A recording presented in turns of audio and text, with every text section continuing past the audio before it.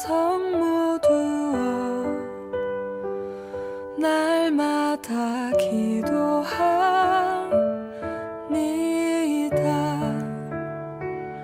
내 주여 내 발붙드사 그곳에서 개하소서. 그곳은 빛과 사랑이 언제나 넘치오니다.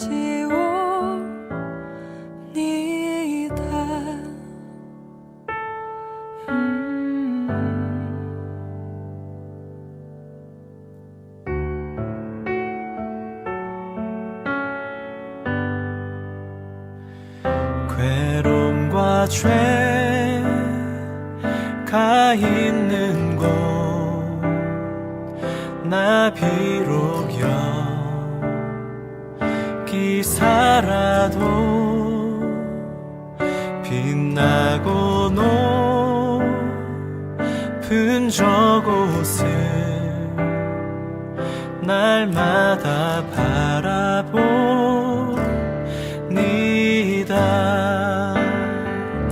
의심의 안개 거치고 근심의 구름 없는 곳 기쁘고 참된 평화가 거기만 있사옵니다.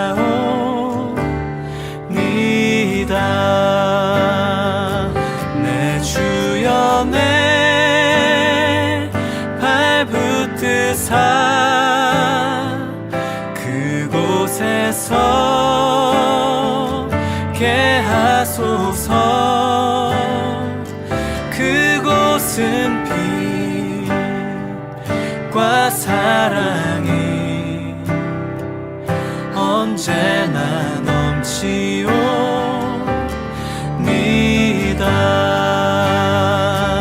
내 주여 내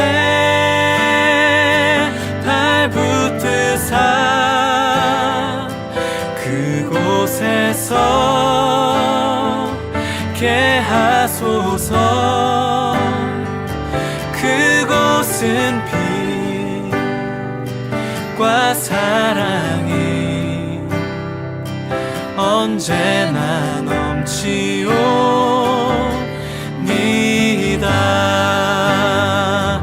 내 주여 내 발붙드사 그곳에서 개하소서. 그곳은 빛과 사랑이 언제나 넘치옵니다.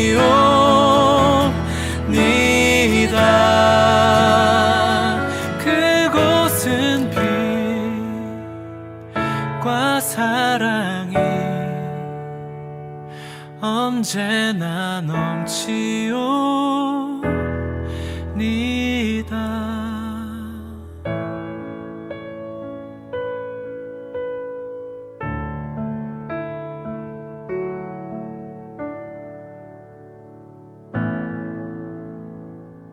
누구든지 악으로 선을 갚으면 악이 그 집을 떠나지 아니하리라. 다투는 시작은 둑에서 물이 새는 것 같은즉 싸움이 일어나기 전에 시비를 그칠 것이니라. 악인을 의롭다 하고 의인을 악하다 하는 이 두 사람은 다 여호와께 미움을 받느니라. 미련한 자는 무지하거늘 손의 값을 가지고 지혜를 사려함은 어찌 민고. 친구는 사랑이 끊어지지 아니하고 형제는 위급한 때를 위하여 낳느니라. 지혜 없는 자는 남의 손을 잡고 그의 이웃 앞에서 보증이 되느니라. 다툼을 좋아하는 자는 죄과를 좋아하는 자요 자기 문을 높이는 자는 파괴를 구하는 자니라. 마음이 굽은 자는 복을 얻지 못하고 혀가 패역한 자는 재앙에 빠지느니라. 미련한 자를 낳는 자는 근심을 당하나니 미련한 자의 아비는 낙이 없느니라. 마음의 즐거움은 양약이라도 심령의 근심은 뼈를 마르게 하느니라. 악인은 사람의 품에서 뇌물을 받고 재판을 굽게 하느니라. 지혜는 명철한 자 앞에 있거늘 미련한 자는 눈을 땅끝에 두느니라. 미련한 아들은 그 아비의 근심이 되고 그 어미의 고통이 되느니라. 의인을 벌하는 것과 귀인을 정직하다고 때리는 것은 선하지 못하니라. 말을 아끼는 자는 지식이 있고 성품이 냉철한 자는 명철하니라. 미련한 자라도 잠잠하면 지혜로운 자로 여겨지고 그의 입술을 닫으면 슬기로운 자로 여겨지느니라. 네, 오늘 본문은 잠언 17장 후반부를 다루고 있습니다. 본문은 크게 두 부분인데요. 첫 번째 부분은 13절부터 20절까지인데요.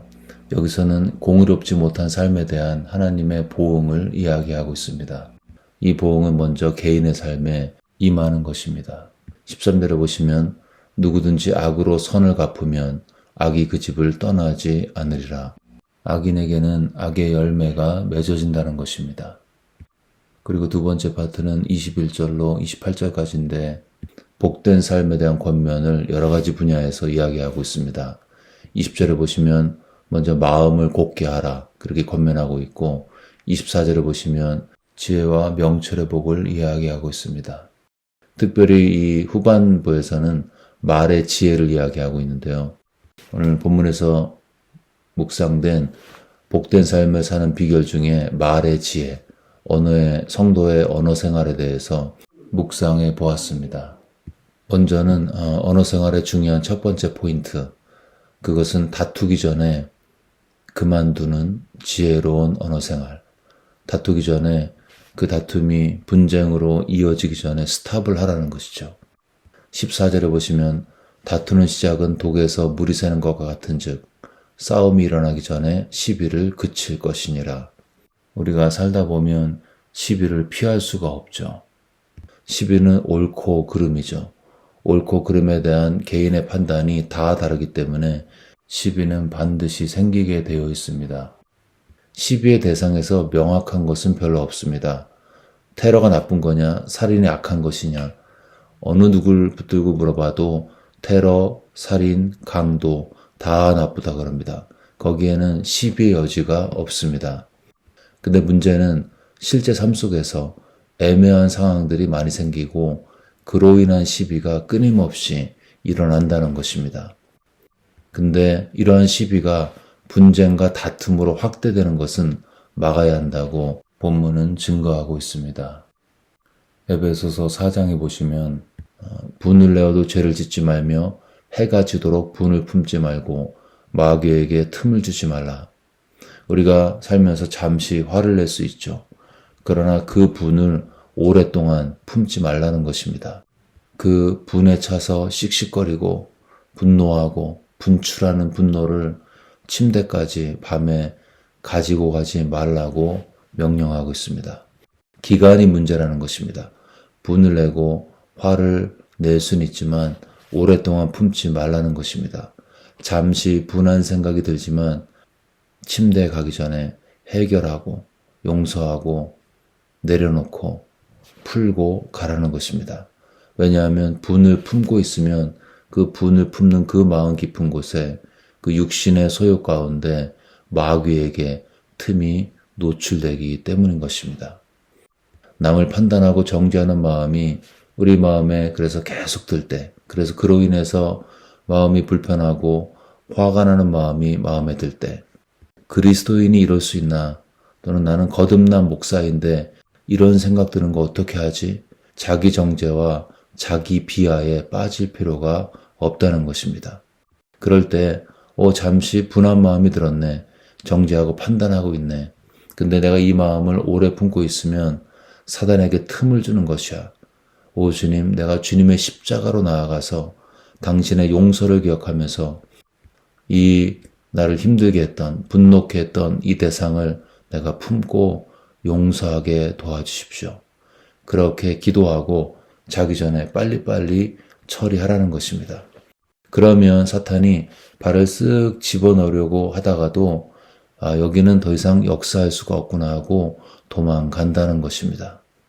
우리가 살면서 잠시 분을 낼 수 있습니다. 그래서 시비가 생길 수가 있습니다. 그러나 거기서 스탑해야 하는 것입니다. 어떻게요? 그 문제를 가지고 예수님의 십자가 앞에 나아가서 내가 어떻게 용서받았는지를 기억하고 나를 힘들게 하고 불편하게 하고 분노를 유발했던 그 사람을, 그 상황을 용서하는 것입니다. 시비거리가 충만한 삶과 사역에서 다툼으로 사탄에게 기만당하지 않는 언어 생활의 축복을 누리시기를 주의 이름으로 축원합니다. 본문에 있는 두 번째 언어 생활의 특징은 절제가 필요하다는 것입니다. 언어의 절제죠.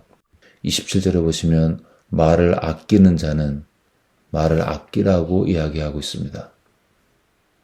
말을 아끼는 자는 지식이 있다고 이야기하고 있죠. 28절에 보시면 미련한 자라도 지혜로운 자로 여겨진다. 우리가 말이 많으면 실수가 많습니다.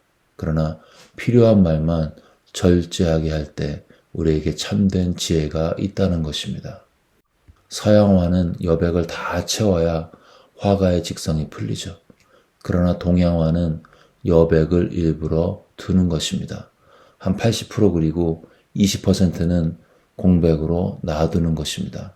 그 그림을 보는 사람의 상상의 여지에 맡기는 것이죠. 사람은 생각보다 지혜롭고 생각보다 양심이 있고 생각보다 하나님의 형상을 많이 닮았기 때문에 100% 말하지 않아도 다 알아듣습니다. 그리고 혹시 내가 말로 다 설명이 안 되는 부분은 성령께서 하신다는 여유가 있을 때 말의 여백을 만들 수가 있습니다. 그러면 다 설명하지 않고 절제하면서 필요한 말만 키포인트 위주로 이야기해도 충분하다는 것입니다. 우리가 종종 말을 장황하게 하는 것은 말하는 사람이 불안하기 때문이죠. 또는 책임감이 강하고 완벽하게 하기 위해서도 말을 많이 할 때가 있습니다. 이건 좋은 거죠. 그러나 때로는 여지를 두면서 하나님께서 하실 부분을 기대한다면 우리는 말을 절제할 수가 있습니다. 예수님의 언어는 정제되어 있고 절제되어 있었습니다. 성령 충만한 베드로의 사도행전의 설교를 보면 군더더기가 없습니다. 스데반의 순교 직전의 메시지도 마찬가지였죠. 아그리빠 왕 앞에서 바울의 증언도 핵심을 찔렀던 절제와 정제의 언어였습니다. 본문의 언어 생활의 두 번째 권면은 말의 절제에 있습니다. 말을 다 하지 않아도 여백을 두어도 얼마든지 주님의 메시지를 증거하고 내 삶의 키포인트를 짚고 넘어갈 수 있습니다. 이렇게 말을 절제할 때 또 하나 좋은 점이 있습니다. 말을 상대방이 많이 할 수 있는 그런 기회를 줄 수 있습니다. 사람의 말은 잘 듣기만 해도 그 사람의 마음을 열 수가 있게 되죠. 그래서 사역은 입보다 귀로 하는 것입니다. 귀로 잘 들어주고 경청하면 그 사람은 마음이 열리게 되고 내가 하는 메시지, 복음의 메시지, 말씀의 권면을 받아들이게 된다는 것입니다. 내 말은 30%로 줄이고 상대방이 70% 말을 많이 하도록 배려하는 여백과 절제의 언어 생활을 통해 영혼을 살리시는 우리 모두가 되시기를 주의 이름으로 축원합니다. 본문에 있는 세 번째 언어 생활의 키포인트는 마음에서 나오는 말을 하라는 것입니다. 20절에 보시면 마음이 굽은 자는 복을 얻지 못하고 혀가 패역한 자는 재앙에 빠지느니라. 여기서 마음이 굽은 것과 혀가 패역한 것을 반대의 개념으로 규정하고 있습니다. 즉 혀가 패역한 이유는 마음이 굽었기 때문이라는 것입니다. 풍선에 먹물이 가득 차 있으면 그 풍선을 터뜨리면 먹물이 나오겠죠. 반대로 풍선에 생수가 가득 차 있으면 생명수가 터져나와 사람들을 해갈시키고 갈증을 해결할 수 있습니다. 내 말에 악이 있는 것은 내 마음에 악이 있기 때문인 것입니다. 그래서 주님은 사람이 그 마음에 쌓은 선에서 선을 내고 그 마음에 쌓은 악에서 악을 낸다고 말씀하셨습니다. 그러므로 내 언어를 바꾸려면 내 마음이 바뀌어야 되겠죠. 세상은 언어에 기술과 노하우를 가르칩니다. 그러나 진짜로 가려면 언어의 기술이 아닌 마음의 기술을 가르쳐야 합니다. 기술의 문제가 아니고 실은 마음의 돌이킴의 문제고 거듭남의 문제고 마음의 새로워짐의 문제라는 것입니다. 마음이 바뀌어야 언어가 바뀌기 때문인 것입니다. 만약에 마음이 바뀌지 않았는데 말만 바꾸면 오래가지 못하겠죠. 겉과 속이 다르기 때문에 그 텐션 가운데, 그 긴장감 가운데 언젠가는 무너지게 돼 있고 내 마음의 불편함과 악함과 독이 뿜어져 나오게 되어 있습니다. 감사한다는 말은 감사하는 마음이 먼저 있어야 한다는 것입니다. 은혜롭다는 말은 정말 내 마음에 은혜의 부채의식이 충만해야 한다는 것입니다. 내 마음에 감사가 넘치면 입술에 감사가 나오고 내 마음에 은혜가 넘치면 내 입에 은혜가 나온다는 것입니다. 문제는 세상에는 은혜가 없습니다. 은혜는 은혜의 공급자이신 하나님께만 있습니다. 그리고 이 은혜의 클라이맥스는 예수님의 십자가인 것입니다. 오늘 하루도 주님의 십자가를 묵상하면서 먼저 내 마음이 하나님의 은혜로 충만해서 내 입에 은혜의 말로써 사랑의 메신저로서 승리하시는 우리 모두가 되시기를 주의 이름으로 축원합니다. 아멘. 네, 이 시간 들은 말씀 붙들고 기도하실 때 우리 언어 생활에 있어서 분을 내지 말고 말의 절제를 하며 우리 마음에 쌓은 선에서 선한 말 할 수 있도록 우리 언어 생활을 돌아보면서 우리 입술의 열매를 주님께 올리는 결단의 기도 주님 앞에 올리겠습니다.